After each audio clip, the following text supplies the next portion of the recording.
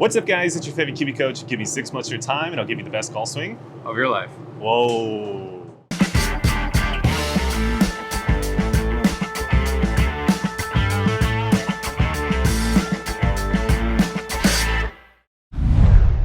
So welcome back to the channel, guys. As you can see, we have another Gaijin on the channel, another American actually. So why don't you introduce yourself?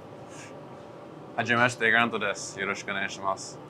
My name is Grant. I'm from America, and I look forward to working with Kiwi Golf.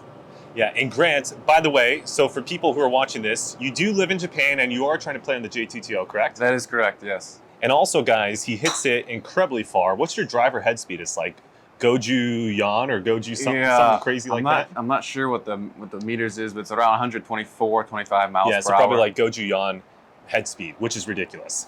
So it's pretty fast. That's great in America, but however in Japan, we all know the courses are very tight in Miskashi. So is that something we need to work on, correct? It is. I need to work on controlling the driver a little bit more to help improve my scores. You could probably swing a half swing and still hit the ball 300 yards. So we're going to try to maybe do something today. We'll see. I look forward to it. All right, let's do it. For the audience, we've actually already given you one lesson. Now, it's only like a 1 hour lesson, and we basically just went over maybe, I think, one important point, which is kind of top of swing.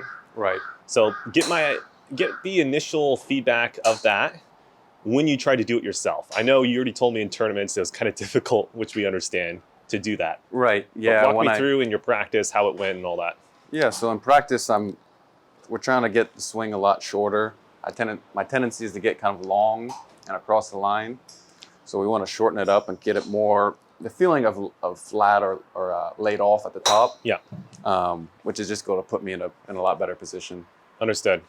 So last lesson, I think we established the direct correlating body part to changing that is going to be in the wrist rotation, forearm rotation. So kind of that clockwise rotation. Right. So that was the direct correlator.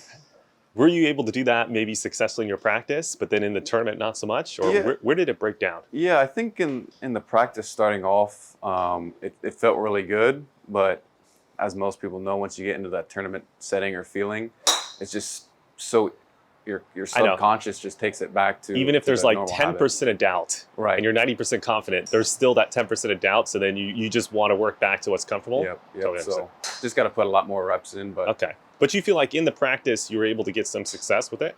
Yeah, for sure. Okay. So, I mean, on video it's almost instant change when I get the correct feeling of the forearm rotation. Understood. So then for you it's just a matter of repetition. I think so, yes. All right, well, let's test how good you can do the motion right now then, huh? Let's do a little test. So basically I'll get a swing from down the line. We'll go ahead and give it a look. Okay. And we'll see what we're looking at.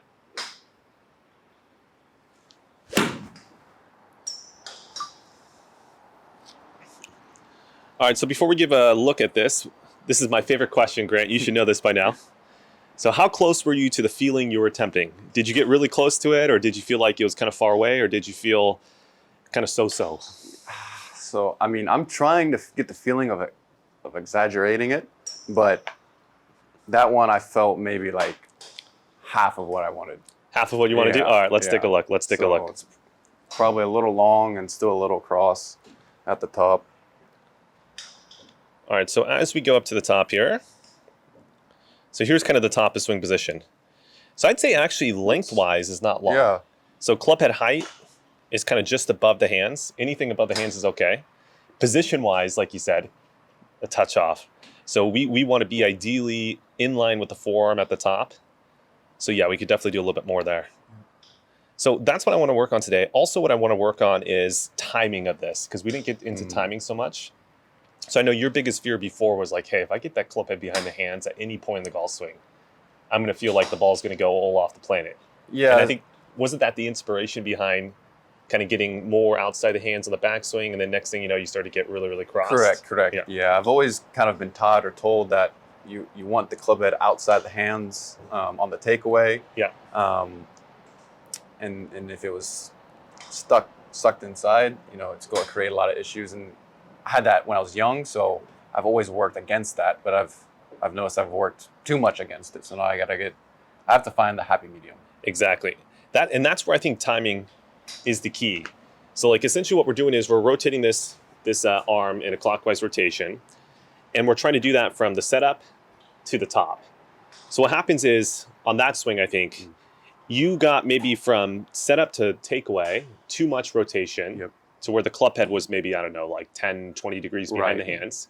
And then from there, actually, you had a little bit of a snake movement from halfway back to top, then it actually reworked the other way.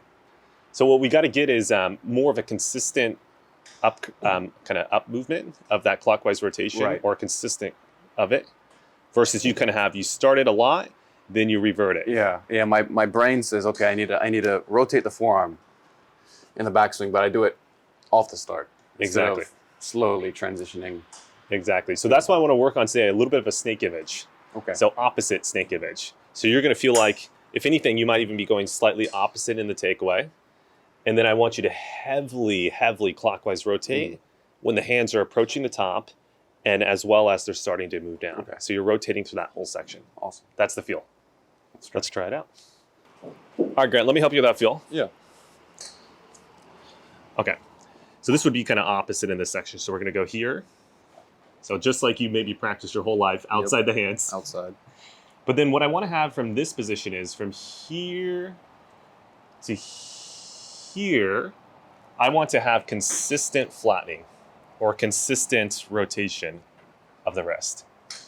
That's what we got to get that timing of it. So it's almost going to be like if we had a graph, you're kind of going opposite, which would be kind of this. Opposite initially till about halfway back, and then you start to really ramp up and go the other way. So opposite, then almost like a samurai. Yeah. Let's try it. All right, that's it for you guys on YouTube. But before you guys click off, Grant, why don't you give them some quick wrap-up points of the lesson? Yeah, so today we worked on mainly two things, keeping the club head outside the hands on the takeaway, which is crucial, and then getting an exaggerated feeling of flattening the club at the top of the backswing, so the forearm rotation.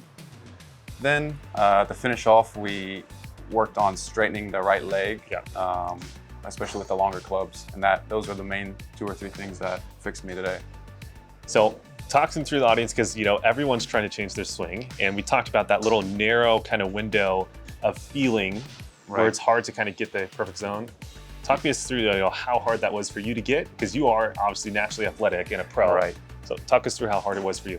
Yeah. So I practice a lot. So you ingrain a movement or motion so much that trying to move, we're only trying to move a little bit, but you really have to exaggerate the feeling to be able to move that shaft at all.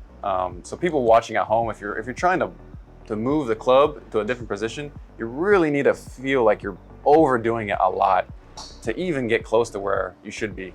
Yeah, I always talk about it like, imagine if you're putting on like 8 on the stump greens for 20 years plus, and then you go out there and you're playing on like 13, 12 on the stump greens. You're going to be terrible with speed control, right? Your first day. It's kind of like that. One more thing though, guys, before you leave. Grant, we have something special coming up, right? Yes, we do. I'm going to be offering a 4-round lesson program supported by Kiwi Golf. And it's going to hold a lot of different things: how to play golf on the course, how to improve your scores on the golf course, and a little more insight knowledge from a pro golfer perspective. Yeah, I think the easiest way to talk about it is, if you do a round lesson with me, we're gonna be hyper focused on swing and then kind of getting the swing out to the course. But more so what Grant's focus is, if you're one of those people that wanna win your country club championship, you wanna win some local amateur tournaments or national tournaments, maybe you're like a college golfer that's looking to want to turn pro soon, you wanna learn from an actual pro golfer who's out there actually doing it right now, this will be the best program for you. So you get to learn in that context of trying to play competitive golf. So thank you, Grant. I'm looking forward to that. And all his information will be down below, and I'll see you guys in Thank you very much. the next video. Let's do it.